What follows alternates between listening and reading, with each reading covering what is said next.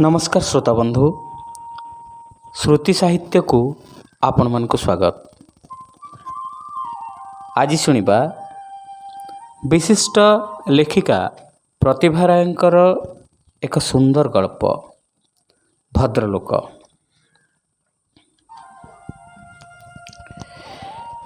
अचिन्हा अक्षर चिठी अजणा कौतूहल मन को सबुकाले उल्लसित करे, किंतु चिठीटा शेष कला बेलू सुभद्रा विसर्ण हो जाइथिले। कैशोरर स्वप्न सबू भली दूर समयर सुअरे धोई होई अक्षर गुड़ाक अचिन्हा पलटि जाइथिले भी चिठी शेषर से नाटी निज गाँ आकाशर जह्न भली उज्ज्वल स्निग्ध आउ चिर अभुला होई स्मृतिपटर जिकजिक हेउची। आहा, सी आसी दांड दुआर फेरीगले। थरे नुहे चारि चारि थर सुभद्रार उआस चारिपटे पहरा देउथबा अति विश्वस्त एवं कर्तव्यनिष्ठ द्वाररक्षी एवं देहरक्षी माने तांको बाहरु बाहरु घौड़ाई देले। सुभद्रा सेमानकु शास्ति देव कि? किंतु सेमान तो सुभद्रार निर्देश ही पालन करछन्ति। बिना कारण रे आजिकल तार बहुत समय अଯଥା लोकंक पिछारे खर्च हो जाए। पदस्थ स्वामी सुपारिश एवं अनुग्रह मिलबारे सुभद्रा ही जमती एकमात्र निर्भरयोग्य माध्यम। से कारणरू बहु सांस्कृतिक अनुष्ठान, समाजसेवी संस्था, क्लब, महिला समिति, सभा समिति एवं उत्सव अनुष्ठान रे जोग देवा पई, उपदेष्टा हेबा पई बा कार्यकारी समितिर सभ्य हेबा पई ता उपर चाप पड़े। ता भितर नाही नथिबा प्रतिभार आविष्कार करी ताकू बेले बेले अपदस्थ करि पकांती सेमाने। सेइथपई सुभद्रार कड़ाकड़ी निर्देश लोक देखि भीतर को छाड़िबो बा बाहर फेरे देबो। स्कूल जाउथिबा सुभद्रार पुଅ झिଅ माने भी जानी गलेनी केउ लोक बैठक करे बसिबार योग्य, किए बाहर अपेक्षा करबा कथा, किए फाटक सेपटू फेरी जिबा उचित। सेई गणना अनुसार सेमाने जगी रखी फोन रे भी उत्तर दे शिखी गलेनी। पिला माने उपस्थित बुद्धि खटाई डाहा मिछ कहबा बेले सुभद्रा को खराब लगे, किंतु सबु सत कहले गुड़ाए झमेलार पड़वा हुए। आजिकाली निज घर अपेक्षा अन्य घर बैठक घरे समय कटाइबारे बेसी आग्रह एवं आनंद पाती किछि करू नथिबा अथच अविरत कार्य व्यस्ततारे धाँ दौड़ करुवा भद्रलोक माने। ता बोली शेषर तांको ही फेरिबाकु होला फाटक पाखरु। थरे हेले माने सुभद्रा को पचारलेनी से किए तांको घर को डाकिबा उचित कि ना। सुभद्रा सेदिन सारा दिन अव्यक्त वेदनार कुहुलिला एवं बिना कारण समस्तक पर चिड़चिड़ हैला। शेष थर पई गत बुधवार दिन सकाळे आसी फेरी जाइछन्ति बोली चिठी रे लेखा अछि। बोधुए सकाळे सुभद्रा कुआडे जाइथिला। सुभद्रा मन पकेला, ना सेदिन से सकाळ सारा घरे ही थिला। तेबे से फेरीगले कहीं? सुभद्रा गोटी गोटी करी समस्त को पचारला, कहीं भद्रलोक सेदिन तांको आसी खोजिथिले कि? समस्ते मन पकाई कहले, ना, कहीं भद्रलोक सेदिन आसी सुभद्रा को खोजी नाहांती। जेउ केते जण सुभद्रा देखा न पाई फेरी जाइछन्ति, सुभद्रा सेमानकु देखा देबाकू चाहिले नाही बोली सेमानकु फेराई दिया जाइछि। एमती तो सबुदिन हुए। केते लोक बैठक घरे बसंती, केतेक बाहर फेरी जाती। से दिन कहीं फेरी जाइछि बोली सुभद्रा एते विव्रत कहीं? थरे नुहे चारि चारि थर से आसी सुभद्रार बंद फाटक पाखरु फेरी जाइछन्ते बोली भाबिबा मात्रे गोटाए गुरुतर अपराध सुभद्रार छाती भितर अजगर साप भली गुड़ेई हुई चका बांधु थाए, ताकू अस्वस्थिरे अस्थिर करुथाए। तार ए भाव प्रवणता को बुझापी घरे कही नांती। एमतिया कथाटाए पदस्थ स्वामी को भी कही तांकर समय नष्ट करा जाई पारना। पिला एक कथा शुणी अवज्ञान हसी उड़ेबे। सुभद्रा काहाकू एक कथा बुझाइब जे जी आसी बारंबार तार उआस दुआर फेरी जाइछन्ति से तार हृदय भितरे आसन जमाई केते कालरू बसिछन्ति बोली। आउ थरे ଚିଠିଟାକୁ ପଢ଼ିଲା ସୁଭଦ୍ରା। ଏଥର ଅକ୍ଷର ଚିହ୍ନା ଚିହ୍ନା, କଥାଗୁଡ଼ାକ ଯେମିତି ନିଜ ଭିତରୁ ଭାସି ଆସୁଛି। ଲେଖା ଥିଲା, ମା ସୁଭଦ୍ରା, ଜଗନ୍ନାଥଙ୍କ କୃପାରୁ ସର୍ବ ଶୁଭରେ ଥା। ତୋର ସବୁ ସୁଖବର, ତୋ ସ୍ୱାମୀଙ୍କର ଯଶଖ୍ୟାତି, ତୋ ପିଲାମାନଙ୍କର କୃତିତ୍ୱ, ସବୁ ଖବର ମୁଁ ରଖିଛି ଆଉ ସୁଖୀ ହୋଇଛି। ଏବେ ମୁଁ ଅକର୍ମଣ୍ୟ, ତଥାପି ଯାଇଥିଲି 4 ଥର ଖାସ୍ ତୋତେ ଦେଖିବା ପାଇଁ। ଥରେ ତୁ ବାହାରକୁ ଯାଇଥିଲୁ, ଆଉ ଥରେ ଠାକୁର ପୂଜାରେ ବସିଥିଲୁ। ତାପରେ ଥରକ ବୈଠକ ଘରେ ଭଦ୍ରଲୋକମାନେ ଥିବାରୁ ତୁ ବ୍ୟସ୍ତ ଥିଲୁ। ଶେଷ ଥରକ ତୁ ଗାଧୁଆ ଘରେ ଥିଲୁ। ମୁଁ ଅପେକ୍ଷା କରିବାକୁ ପ୍ରସ୍ତୁତ ଥିଲି, ମାତ୍ର ତୋର ଲୋକମାନେ କହିଲେ ଘର ସାମ୍ନାରୁ ହଟିଯାଅ, ସାହେବ ଆସିବେ। ଗସ୍ତରେ ଯାଇଛନ୍ତି 4 ଦିନ ହେବ, ଆଜି ଫେରିବେ। ବାହାର ପାଚେରୀର ଶେଷ ମୁଣ୍ଡରେ ଓଳିଟିଏ ଠିଆ ହେଲି। ତୁ ପଦାକୁ ବାହାରିଲୁ ନାହିଁ। ତୋ ସ୍ୱାମୀ ଫେରିଲେ, ଭାରି ଦୟାବନ୍ତ ପୁରୁଷ।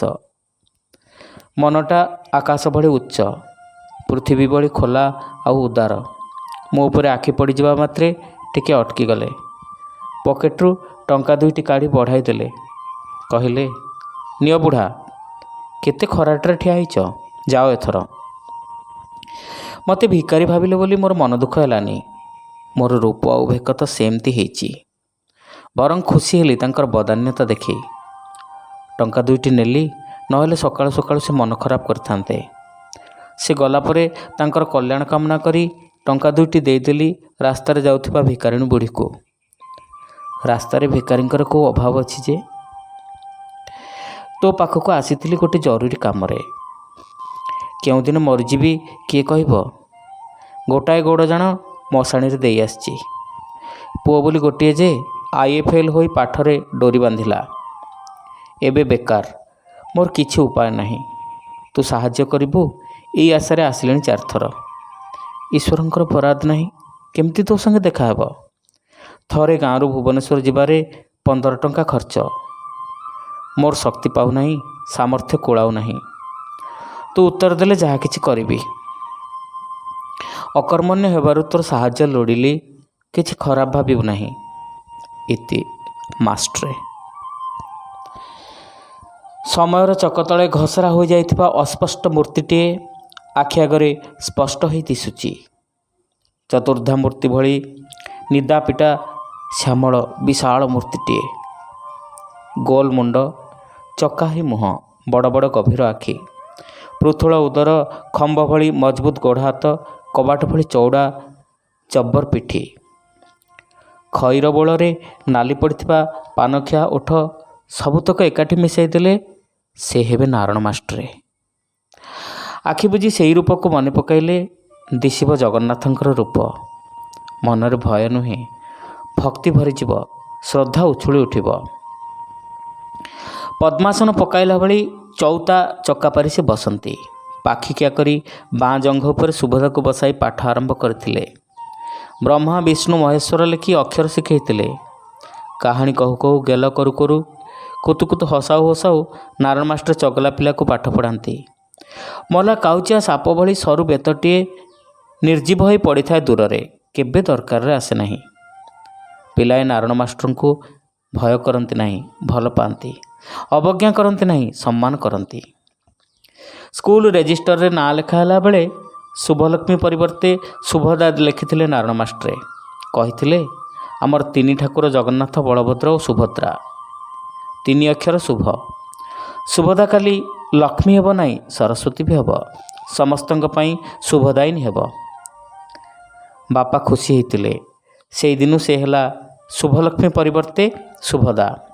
ବଡ଼ ହେଲା ପରେ ଶୁଭଲକ୍ଷ୍ମୀ ଅପେକ୍ଷା ସୁଭଦ୍ରା ନାଁଟି ତାକୁ ଭାରି ଭଲ ଲାଗିଥିଲା। ସ୍କୁଲ ଖାତାରେ ନାଁ ଲେଖା ହେଲା ବେଳେ ଜାତକରେ ଲେଖାଥିବା ଅଧିକାଂଶ ନାଁକୁ ନାରଣ ମାଷ୍ଟ୍ର ବଦଳେଇ ଦିଅନ୍ତି। ବଡ଼ ହେବା ପରେ ସେଇ ନାଁ ପିଲାମାନଙ୍କୁ ଭଲ ଲାଗେ, ଯେମିତି ଭଲ ଲାଗନ୍ତି ନାରଣ ମାଷ୍ଟ୍ରେ ଅନ୍ୟ ମାଷ୍ଟ୍ରଙ୍କ ଠାରୁ। ସୁଭଦ୍ରା ବାପାଙ୍କର ଗେହ୍ଲା ଝିଅ। ଆଦର ସୋହାଗ ନ ମିଳିଲେ ସେ କାହାରି ବଶ ହେବାର ନୁହେଁ। ବୋଉ ଯଦି କେବେ ରାଗରେ ମାଡ଼ ଦେଇଥିବ, ବାପା ଘରକୁ ଆସିବା ଯାଏ ଲହରେଇ ଲହରେଇ କୋହଟାକୁ ଲମ୍ବେଇ ରଖିଥିବ ସୁଭଦ୍ରା। ବାପାଙ୍କୁ ଦେଖିଲେ କଞ୍ଚା ଅମୃତଭଣ୍ଡାରେ ଟେକା ମାଡ଼ ବାଜିଲା ଭଳି ଶୁଖି ଯାଇଥିବା ଲୁହଧାର ପୁଣି ଥରେ ଝରିଯିବ। ଭୁଲି ହୋଇଯାଇଥିବା ମାଡ଼ର କଷ୍ଟଟା ଲଙ୍କା ମାରିଚ ବାଟିଥିବା ହାତ ପରି ପୁଣି ଥରେ ରୁଗରୁଗ ହୋଇ ପଡ଼ି ଉଠିବ। ବାପା ତାର ପିଠି ଆଉଁସିଦେବେ। ବିନା କାରଣରେ ସୁନା ଝିଅଟାକୁ କାହିଁକି ମାଡ଼ ଗାଳି ଦେଉଛ ବୋଲି ବୋଉ ଉପରେ କୃତ୍ରିମ ରୋଷ ପ୍ରକାଶ କରିବେ। ବାସ୍, ସୁଭଦ୍ରା ନିଆଁରେ ପାଣି ପଡ଼ିଲା ଭଳି ଥପ୍ କରି କାନ୍ଦ ବନ୍ଦ କରିଦେବ। ଓଠରେ ହସର ବିଜୁଳି ଖେଳାଇ ବୋଉ କାନିରେ ମୁହଁ ଲୁଚାଇବ। କହିବ, ବୋଉ, ବାପା ତତେ ମିଛଟାରେ ଗାଳି କାହିଁକି ଦିଅନ୍ତି ଯେ? ତୁ ଜମାରୁ ମନ ଦୁଃଖ କରିବୁନି, ମୋ ସୁନା ବୋଉଟା ପରା। ସୁଭଦ୍ରା ଏମିତି କାହାରି କଡ଼ା କଥା ପଦେ ସହିବନି, ଆଉ କାହା ମନରେ ଦୁଃଖ ଦେବା କଥା ବରଦାସ୍ତ କରିବନି। ରଙ୍ଗଣୀ ଫୁଲ ଭଳି ଲହୁଣୀ ମନଟିଏ ଛୁଇଁଦେଲେ ଦାଗ ହୋଇଯାଏ। ନାରାୟଣ ମାଷ୍ଟର ସେ କଥା ଜାଣନ୍ତି। ନାଲି ଆଖି ଦେଖାଇ ସୁଭଦ୍ରାଠାରୁ ପାଠ ଆଦାୟ କରିହୁଏ ନା। କାରଣ କାନ୍ଦି କାନ୍ଦି ସୁଭଦ୍ରାର ଆଖି ଦୁଇଟା ମାଷ୍ଟରଙ୍କ ଆଖିଠାରୁ ବେଶୀ ନାଲି ପଡ଼ିଯାଏ। ପିଠି ଥାପୁଡ଼ାଇ ସାବାସ କହିଦେଲେ ସୁଭଦ୍ରାର ପାଠ ତ ପଢ଼େ ନାହିଁ, ପିଇଯାଏ। ମାଷ୍ଟର ପିଲାଙ୍କର ନାଡ଼ି ନକ୍ଷତ୍ର ଦେଖି ପାଠ ପଢ଼ାନ୍ତି। କେଉଁ ଔଷଧ କାହାକୁ କାଟୁ କରିବ, କେଉଁ ମନ୍ତ୍ରରେ କିଏ ବଶ ହୁଏ, ସେ କଥା ନାରାୟଣ ମାଷ୍ଟରେ ଦୈବ ବିଧାତା ଭଳି ଜାଣନ୍ତି। କେମିତି କେଜାଣି? ସୁଭଦ୍ରା ତୁଚ୍ଛା ଡରକୁଳିଟାଏ। ଅଚିହ୍ନା ମଣିଷ, ଚିହ୍ନା ଗାଁ ରାସ୍ତା, କୁକୁର ମାଙ୍କଡ଼ ମଶାଣି, ବିଲ ନାଳ ଉପରର କାଠଫୁଲ, ଟାଇଁ ଟାଇଁ ଖରା ଆଉ ଝାମ୍ପୁରା ଗଛ ତଳର ଅନ୍ଧାରିଆ ଛାଇ, ସମସ୍ତେ ତାକୁ ଡରାନ୍ତି। ସକାଳୁଆ ସ୍କୁଲ ଛୁଟି ହେଲେ ତାକୁ ଡର ନ ମାଡ଼ୁଥିବା ଯାଏ ବଳେଇ ଦେବା ପାଇଁ ନାରାୟଣ ମାଷ୍ଟର କିଛି ବାଟ ତା ସାଙ୍ଗେ ସାଙ୍ଗେ ଚାଲି ଚାଲି ଆସନ୍ତି। ସ୍କୁଲ ପାଖକୁ ଲାଗି ବୁଢ଼ା ପୀରଙ୍କ ଆସ୍ଥାନ। ଝଙ୍କା ବରଗଛର ଛନ୍ଦାଛନ୍ଦି ଓହଳ ସବୁ ବ୍ରହ୍ମରାକ୍ଷସର ହାତ ଭଳି ତଳକୁ ଲମ୍ବି ଆସିଥାନ୍ତି, ସତେକି ଧରିତ୍ରୀର ଅନ୍ତ ବିଦାରି ଦେବା ପାଇଁ। ଗଛ ଅଗରୁ ମେଳା ମେଳା ମାଙ୍କଡ଼ ଓହ୍ଲାଇ ଆସି ଖିଙ୍କାରି ଗୋଡ଼ାଇ ବାଟ ଜଗନ୍ତି ରାସ୍ତା ମଝିରେ। ପୀର ସାହେବଙ୍କ ଦୁଇ କଡ଼ ରାସ୍ତା ତଳକୁ ମୁସଲମାନ କବରଖାନା। ଏତିକି ରାସ୍ତା ସୁଭଦ୍ରାକୁ ଯମପୁରୀ ଭଳି ଭୟ ଲାଗେ। ନାରାୟଣ ମାଷ୍ଟରେ ସୁଭଦ୍ରାର ହାତ ଧରି ମଜା ଗପଟିଏ କହି କହି ସେତିକି ରାସ୍ତା ପାର ହୋଇଯାନ୍ତି। ତାପରେ ଆସେ ଡାକ୍ତରଖାନା। ସେଠି ମଧ୍ୟ ଦିନ ଦ୍ୱିପହରରେ ସୁଭଦ୍ରାକୁ ଡର ଲାଗେ। ଶବ ଏବଂ ରୋଗୀମାନଙ୍କର କଥା ଠିକ୍ ସେଇଠି ତାର ମନେ ପଡ଼େ। ଏବେ ସୁଭଦ୍ରା ସେମାନଙ୍କୁ ପ୍ରାଣେ ଡରେ। ଡାକ୍ତରଖାନା ପାରି ହେଲେ ନାଳ ପର୍ଯ୍ୟନ୍ତ ସଳଖ ରାସ୍ତା ଦୁଇ କଡ଼କୁ ଲାଗି ଢେଉ ଢେଉକା ସବୁଜ ଧାନ କ୍ଷେତ। ସିଏ ବି ଡରାଏ ସୁଭଦ୍ରାକୁ। ସବୁଜ ଢେଉ ସବୁ ହାତ ବଢ଼ାଇ ସୁଭଦ୍ରାର କୁନି କୁନି ପାଦ ଦୁଇଟାକୁ ଯଦି କିଆରି ଭିତରକୁ ଭିଡ଼ି ନେବେ, ଆଉ ସେଠି ଯଦି ବେଙ୍ଗ, କଙ୍କଡ଼ା କି କୁମ୍ଭୀର ଛୁଆ ଥିବେ, ସୁଭଦ୍ରା କ'ଣ କରିବ? ନାରାୟଣ ମାଷ୍ଟର ଖାଲି ପାଦରେ ତାତିଲା ବାଲି ଉପରେ ଡଗଡଗ ପାଦ ପକାଉ ପକାଉ କହନ୍ତି, ଚାଲ ନାଳବନ୍ଧରେ ଉଠେଇ ଦେଇ ଆସିବି। ନାଳବନ୍ଧକୁ ଉଠିଗଲେ ସୁଭଦ୍ରା ସାହସ ଫେରିପାଏ। କାଠପୋଲ ସେପଟେ ଗାଁର ସେତେବେଳକାର ଛୋଟ ବଜାରଟି ବୁଢ଼ୀ ମା'ର କୋଳ ପରି ତାକୁ ନିର୍ଭୟ ଲାଗେ। ମାତ୍ର ପୋଲ ପାରି ହେଲେ ତ ଯାଇ ବଜାର। ନାରାୟଣ ମାଷ୍ଟର ହାତ ଧରି ଧରି ଦଦରା କାଠ ପୋଲ ପାରି କରାଇ ଦିଅନ୍ତି।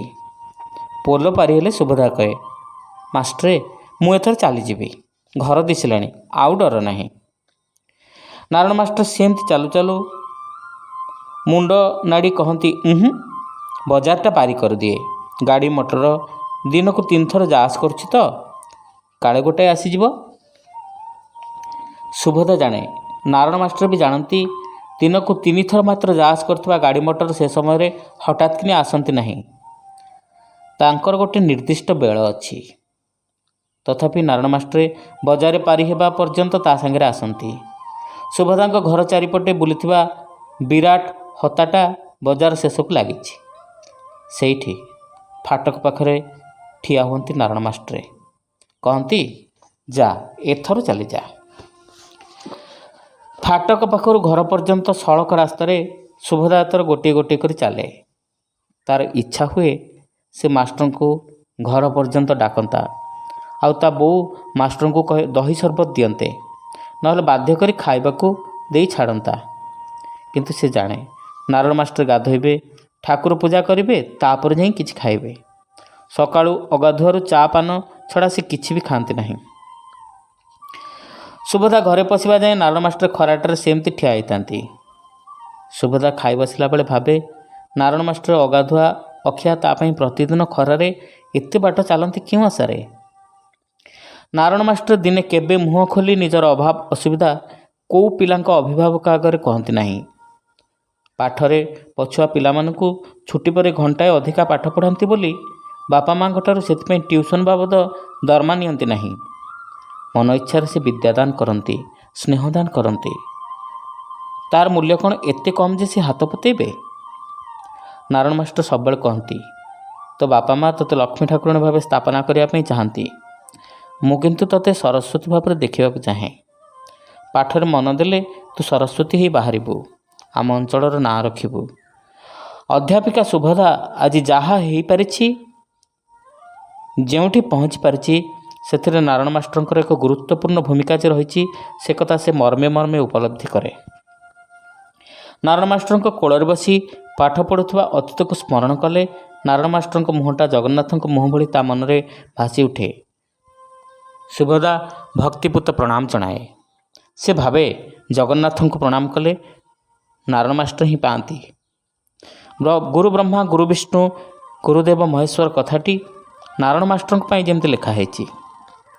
ଆଜି ସେଇ ନାରଣ ମାଷ୍ଟରେ ତା ଦ୍ୱାରକୁ ସାହାଯ୍ୟ ପାଇଁ ଆସି ଚାରି ଥର ଫେରିଗଲେ।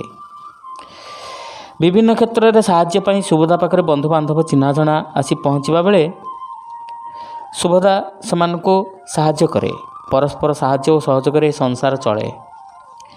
ବେଳ ପଡ଼ିଲେ ସୁଭଦ୍ରା ମଧ୍ୟ କାହାଠାରୁ କଥା ପଦକରେ ହେଲେ ବି ସାହାଯ୍ୟ ଲୋଡ଼େ।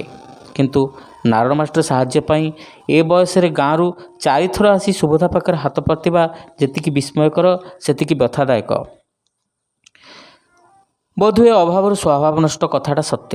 ନାରଣ ମାଷ୍ଟର ବୃଦ୍ଧ, ବହୁଦିନ ଉପାର୍ଜନହୀନ, ପୁଅ ଅପଦାର୍ଥ ବେକାର, ମାଷ୍ଟରଙ୍କ ଉପରେ ବୋଝ।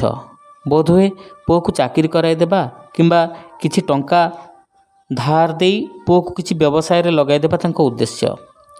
ନିଜର ଶକ୍ତି ସାମର୍ଥ୍ୟ ଭିତରର କଥା ହେଲେ ଏ ପ୍ରକାର ସାହାଯ୍ୟ ଅଳ୍ପ ବହୁତ କରିଛି ସୁଭଦ୍ରା। ଏ ସଂକ୍ରାନ୍ତରେ ସୁଭଦ୍ରାର ବନ୍ଧୁ ଯେତିକି ତାଠାରୁ ଶତ୍ରୁ ବେଶୀ। କାରଣ ସବୁବେଳେ ସାହାଯ୍ୟ ସମସ୍ତଙ୍କୁ କରିହୁଏ ନା। ଶକ୍ତି ଭିତରର କଥା ହେଲେ ଅନ୍ୟକୁ ଯଥାସାଧ୍ୟ ସାହାଯ୍ୟ କରିବାର ଆନ୍ତରିକ ମନୋବୃତ୍ତି ସୁଭଦ୍ରାର ମାତୃଦତ୍ତ ଗୁଣ। ସେଥିପାଇଁ ନିଜେ ବେଶ୍ ଅସୁବିଧାର ସମ୍ମୁଖୀନ ବି ହୁଏ। ଆଜିକାଲି ସୁଭଦ୍ରା ବି ଅନ୍ୟକୁ ସାହାଯ୍ୟ କରିବା ପାଇଁ ଦୋଦପାଞ୍ଚ ହୁଏ। ସ୍ୱାମୀ ଏବଂ ପିଲାମାନେ ସୁଭଦ୍ରା ଉପରେ ଏଥିପାଇଁ ବହୁତ ନାରାଜ। ବିକଳ ହୋଇ ସୁଭଦ୍ରା ଭାବିଲା, ଆହା, ନାରଣ ମାଷ୍ଟର ତା ପାଖରେ ସାହାଯ୍ୟ ପ୍ରାର୍ଥୀ ହୋଇ କାହିଁକି ନିଜକୁ ଛୋଟ କରିଦେଲେ। ଆଜିକାଲି କେହି ସାହାଯ୍ୟ ପାଇଁ ଘରକୁ ଆସିଲେ ସମସ୍ତଙ୍କର, ଏପରିକି ସୁଭଦ୍ରାର ମନ ମଧ୍ୟ ତା ପ୍ରତି ଊଣା ହୋଇଯାଏ। ଯିଏ ସାହାଯ୍ୟ ପାଏ ସେଇ ତ ସୁଭଦ୍ରାର ନିନ୍ଦୁକ, ବେଳ ପଡ଼ିଲେ ଶତ୍ରୁ। ସେପରି ଅସୁବିଧାରେ ପଡ଼ିନଥିଲେ ନାରଣ ମାଷ୍ଟର କାହାରି ପାଖରେ ହାତ ପାତିବା ମଣିଷ ନୁହନ୍ତି। ସୁଭଦ୍ରା ଭାରି ଛଟପଟ ହେଲା। ତାଙ୍କ ସଙ୍ଗେ ଦେଖା ହେଲାନି ବୋଲି ବିରକ୍ତ ହୋଇ ସମସ୍ତଙ୍କୁ ଗାଳି ଦେଲା। ଶେଷକୁ ବୁଝା ପଡ଼ିଲା ସାନ ପୁଅ ହିଁ ତାଙ୍କୁ ଫେରାଇ ଦେଇଛି। ତାର ବା ଦୋଷ କ'ଣ? ସେଦିନ ସୁଭଦ୍ରା ଗାଧୁଆ ଘରେ ପଶି ପାଣି ପାଇପ୍ ଖୋଲିଛି ତ ସାନ ପୁଅ କବାଟ ବାଡ଼େଇ ଡାକିଲା, ମା, କିଏ ଜଣେ ଖୋଜୁଛି। କିଏ? ପାଣି ପଡ଼ିବା ଶବ୍ଦକୁ ଟପେଇ ଚଢ଼ା ଗଳାରେ ସୁଭଦ୍ରା ଉତ୍ତର ଦେଲା, ଜାଣିନି। ପୁଅ ଆହୁରି ଜୋରରେ ଲେଉଟି ଜବାବ ହାଙ୍କିଲା। ସୁଭଦ୍ରା ଚିଡ଼ି ଯାଇ ପାଟି କଲା, ପଚାରି ବୁଝ, କ'ଣ ଦରକାର? ପୁଅ ବିରକ୍ତ ହୋଇ କହିଲା, ପଚାରିଲେ କହୁଛନ୍ତି ମାଆଙ୍କୁ ଡାକ, ତୁ ପିଲା ଲୋକ, ମୁଁ କିଏ ବୋଲି କ'ଣ ବୁଝିବୁ? ସୁଭଦ୍ରା ମୁହଁରେ ସାବୁନ ଲଗାଉ ଲଗାଉ ଆଖିରେ ସାବୁନ ପଶିଗଲା। ଆଖି ଯେତିକି ପୋଡ଼ି ଉଠିଲା ସୁଭଦ୍ରା ସେତିକି ଚିଡ଼ି ଉଠିଲା। ସକାଳୁ ସକାଳୁ ନିଶ୍ଚୟ କେହି ହିତଶତ୍ରୁ ଆସି ପହଞ୍ଚିଗଲେଣି। ଏମିତି ଉତ୍ତର ସେଇମାନେ ଦିଅନ୍ତି। ସୁଭଦ୍ରା ଭିତର ଥାଇ ପଚାରିଲା, କ'ଣ ଜଣେ ଭଦ୍ରଲୋକ? ନା ନା, ଏମିତି ଜଣେ ଇଆଡ଼ୁ ସିଆଡ଼ୁ ଲୋକ ହୋଇଥିବେ, ଭଦ୍ରଲୋକ ଆଦୌ ନୁହଁ, ପୁଅ ସଙ୍ଗେ ସଙ୍ଗେ ଉତ୍ତର ଦେଲା। ସୁଭଦ୍ରା ଏଥର ବିରକ୍ତିରେ ଚିଲେଇ ଉଠେଇ କହିଲା, ତେବେ ତ ସିଧା କହିଦେବୁ ମା ଗାଧୁଆ ଘରେ, ଡେରି ହେବ, ପରେ ଆସନ୍ତୁ। ମୋତେ ବିରକ୍ତ କରୁଛୁ କାହିଁକି? ମଣିଷ ଛୁଟି ଦିନରେ ଟିକେ ଭଲ କରି ଗାଧୋଇ ବି ପାରିବନି। ଥରେ ତ କହିଛି, ଯଦି ଭଦ୍ରଲୋକ ତେବେ ଡ୍ରଇଂ ରୁମ୍ରେ ବସାଅ, ନାହିଁ ତ ଗେଟ୍ ପାଖରୁ ବିଦା କରିଦିଅ। ସୁଭଦ୍ରା ଜୋରରେ ପାଣି ପାଇପ୍ ଖୋଲିଦେଲା ଓ ମୁଣ୍ଡଟାକୁ ଥଣ୍ଡା କରିବା ପର୍ଯ୍ୟନ୍ତ ଧୋଇଲା। ସାନ ପୁଅ ଗେଟ୍ ବାହାରୁ ବୁଢ଼ାଟାକୁ ଘଉଡ଼ାଇ ଦେଲା। ସବୁ ଶୁଣି ସୁଭଦ୍ରା ଚାପା ବିରକ୍ତିରେ ଗୁମୁରି ଗୁମୁରି କହିଲା, ପିଲାଗୁଡ଼ାକ ପାଠଶାଠ ପଢ଼ିଲ, ତେବେ ବି ଜାଣିପାରିଲନି ଭଦ୍ରଲୋକ କିଏ? ନାରଦ ମାଷ୍ଟର ଯଦି ଭଦ୍ରଲୋକ ନୁହନ୍ତି ତେବେ ଏ ସଂସାରରେ ଆଉ କେହି ଭଦ୍ରଲୋକ ହୋଇପାରିବେନି। ସାନ ପୁଅ ମାଆକୁ କିଛି ନ କହି ଭାବୁଥାଏ, ଭଦ୍ରଲୋକ କିଏ ତମେ ଚିହ୍ନିଛ? ତମେ ପରା ଯେଉଁମାନଙ୍କୁ ଭଦ୍ରଲୋକ ବୋଲି ବୈଠକ ଘରେ ବସାଅ, ସମସ୍ତେ କିଛି ନା କିଛି ନୀତି ବିରୁଦ୍ଧ କାମ ପାଇଁ ବୈଠକ ଘରେ ଅପେକ୍ଷା କରିଥାନ୍ତି। କିଏ ଆସିଥାଏ ଅଧ୍ୟାପିକା ସୁଭଦ୍ରା ପାଖକୁ ପୁଅ ଝିଅ ସମ୍ପର୍କୀୟ ପରୀକ୍ଷାର୍ଥୀଙ୍କ ରୋଲ୍ ନମ୍ବର ଧରି ପରୀକ୍ଷାର ନମ୍ବର ବଢ଼ାଇବା ପାଇଁ। କିଏ ଆସିଥାଏ ବାପାଙ୍କୁ ଲୋଭନୀୟ ତୋଷାମତ କରି କିଛି ଅନୁଚିତ ଫାଇଦା ଉଠାଇବା ପାଇଁ। ସମସ୍ତେ କୌଣସି ନା କୌଣସି ଦୁର୍ନୀତିଗ୍ରସ୍ତ ମୁଖା ପିନ୍ଧି ଆସିଥାନ୍ତି। ଅଭଦ୍ର ହିଁ କୁହାଯାଆନ୍ତା ସେମାନଙ୍କୁ। ପ୍ରକାଶ୍ୟରେ ସେ ପଚାରିଲା, କେମିତି ଜାଣିବି କିଏ ଭଦ୍ରଲୋକ? ପୋଷାକରୁ ତ ଦଦରା ବୁଢ଼ାଟାଏ, ଏକବାର ଅପରିଚ୍ଛନ୍ନ। ବୈଠକରେ ପାଦ ପକାଇବା କଥା ବି ନୁହଁ।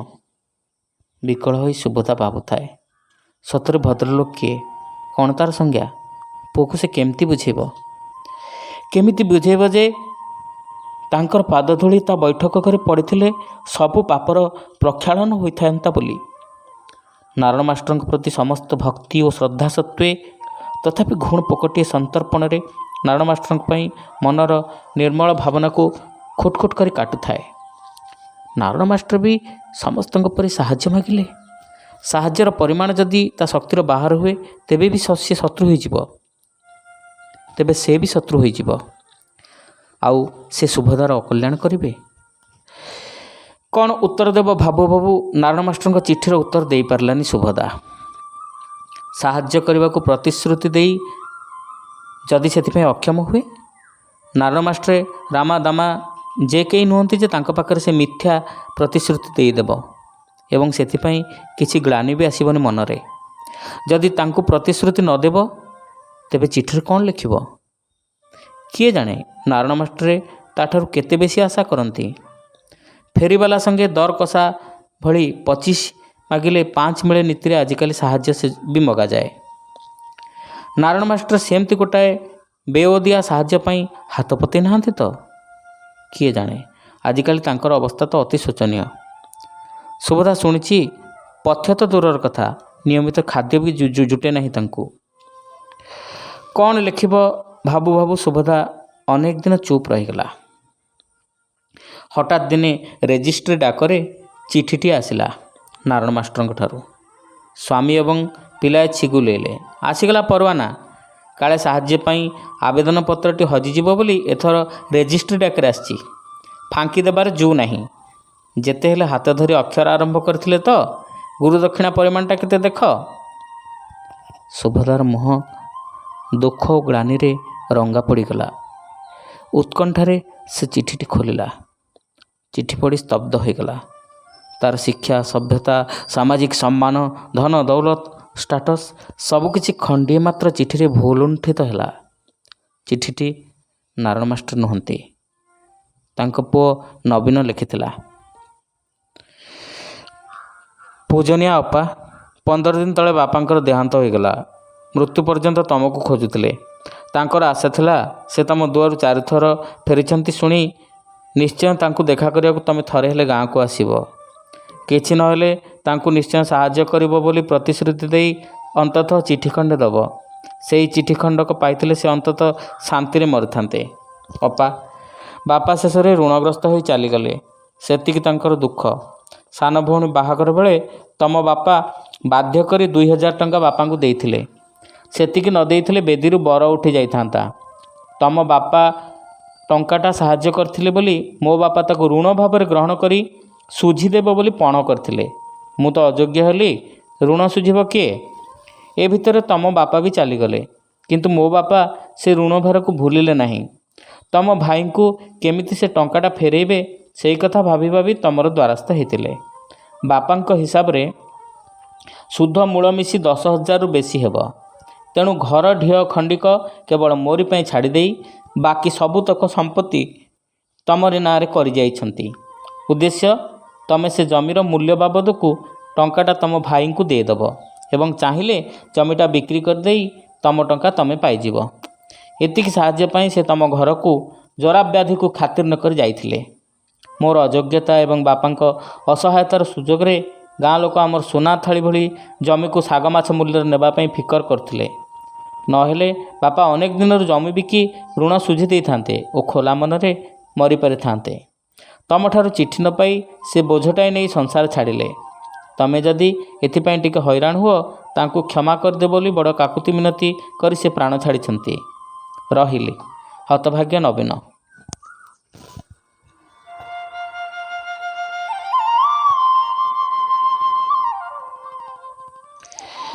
ସୁଭଦ୍ରାର ଅନୁମାନ ଅନୁସାରେ ନାରାୟଣ ମାଷ୍ଟରଙ୍କର ସବୁ ସମ୍ପତ୍ତି 10,000 ଟଙ୍କାରୁ ଯଥେଷ୍ଟ ଉର୍ଦ୍ଧ୍ୱ ହେବ। ନାରାୟଣ ମାଷ୍ଟର ତା ଉପରେ ଏତେ ବଡ଼ ଦୁଃଖ ଓ ଅପରାଧର ବୋଝ ଚାପିଦେଲେ କାହିଁକି? ବୋଧହୁଏ ତା ଉପରେ ତାଙ୍କର ସ୍ନେହ ଓ ଭରସାର ଆଧିକ୍ୟ ଯୋଗୁଁ ସେ ଏପରି କଲେ। ନିଜ ବାପାଙ୍କର ମୃତ୍ୟୁ ସମ୍ବାଦ ପାଇ ସୁଭଦ୍ରା ଏମିତି ଦିନେ ଲୁହ ଝରାଇ କାନ୍ଦିଥିଲା। ମାତ୍ର ଆଜି ସେ ଲହୁ ଝରାଇ କାନ୍ଦୁଛି। କାରଣ ସେଦିନ ତାର ଆଖି ଫଟା ହିଁ ଲୁହ ଝରୁଥିଲା। ଆଜି ହୃଦୟ ଫାଟି ଆଖି ଦେଇ ଲହୁ ଝରୁଛି।